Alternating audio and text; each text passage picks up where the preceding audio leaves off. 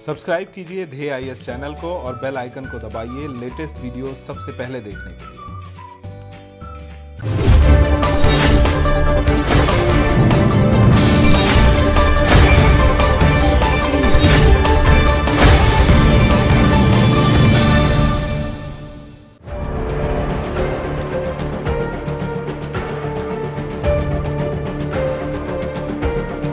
भारत में स्वतंत्रता आंदोलन के दौरान ऐसी तमाम महिलाएं सामने आईं जिन्होंने अपने कौशल से स्वतंत्रता आंदोलन को एक नई दिशा दी। कुछ महिलाएं उदारवादी कानूनी मार्ग पर चलकर योगदान कर रही थीं, तो कुछ क्रांतिकारी गतिविधियों के जरिए। इन्हीं में से एक महान वीरांगना थी मातंगिनी हाजरा। डीएनएस में आज हम आपको मातंगिनी हाजरा के बारे में बताएंगे और साथ ही समझेंगे उनके जीवन से जुड़े कुछ दूसरे महत्वपूर्ण पक्षों को भी। मातंगिनी हाजरा का जन्म 19 अक्टूबर 1870 को तत्कालीन पूर्वी बंगाल और मौजूदा बांग्लादेश के मिदनापुर जिले के होगला गांव में हुआ था। उन्हें बाल विवाह का दंश झेलना पड़ा और बेहद गरीबी के चलते उनका विवाह मात्र 12 साल की उम्र में 62 वर्षीय विधुर त्रिलोचन हाजरा से कर दिया गया। 1905 के स्वदेशी आंदोलन के दौरान मातंगिनी का राष्ट्रवादी चरित्र मुखर रूप में सामने आया। बहिष्कार और निष्क्रिय प्रतिरोध की रणनीति के उस दौर में उन्होंने गांधीवादी कार्य पद्धति में अपनी पूरी आस्था बनाए रखी। उस समय की भारतीय महिलाओं के सामने उन्होंने सूत काटने और खादी वस्त्रों को पहनने की दिशा में एक मिसाल पेश किया था।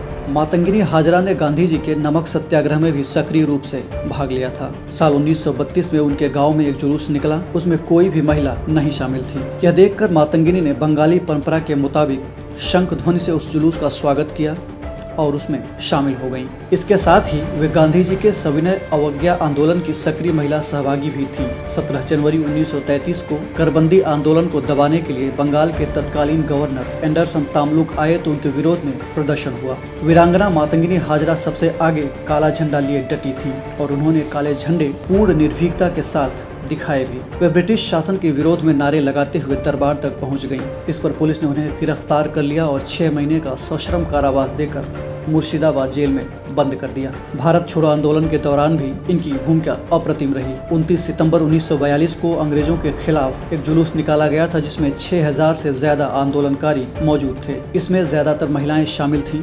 वहीं इस जुलूस की अगुवाई 71 वर्षीय मातंगिनी हाजरा कर रही थी। प्रदर्शनकारियों ने तामलुक थाने पर धावा बोलने की योजना बनाई थी। उनका मकसद थाने को कब्जे में लेना था। जैसे ही जुलूस शहर में पहुंचा, ब्रिटिश पुलिस ने उन्हें लागू भारतीय दंड संहिता की धारा 144 के तहत रुकने का आदेश दिया। जब जनता ने पुलिस का आदेश नहीं माना तो पुलिस ने कार्रवाई करनी शुरू कर दी। इससे जुलूस की भीड़ तितर-बितर हो गई। ऐसे में मातंगिनी अपने हाथ में तिरंगा लिए आगे की ओर बढ़ी। वे पास के ही एक चबूतरे पर खड़े होकर वंदे मातरम के नारों को बुलंद करने लगी। अचानक एक गोली उनके बाएं हाथ में लगी। उन्होंने तिरंगे झंडे को गिरने से पहले उसे अपने दाएं हाथ में थाम लिया, लेकिन तभी दूसरी गोली उनके दाहिने हाथ में और फिर तीसरी उनके माथे पर लगी। भारत माँ की यह वीरांगना भारत माँ के चरणों में शहीद हो गई। इस बलिदान से पूरे इलाके में इतना जोश उमड़ा कि 10 दिन के भीतर ही लोगों ने अंग्रेजों को खदेड़ कर वहाँ स्वाधीन सरकार स्थापित कर ली। इस स्वाधीन सरकार ने करीब 21 महीने तक काम किया। दिसंबर 1974 में भारत के तत्कालीन प्रधानमंत्री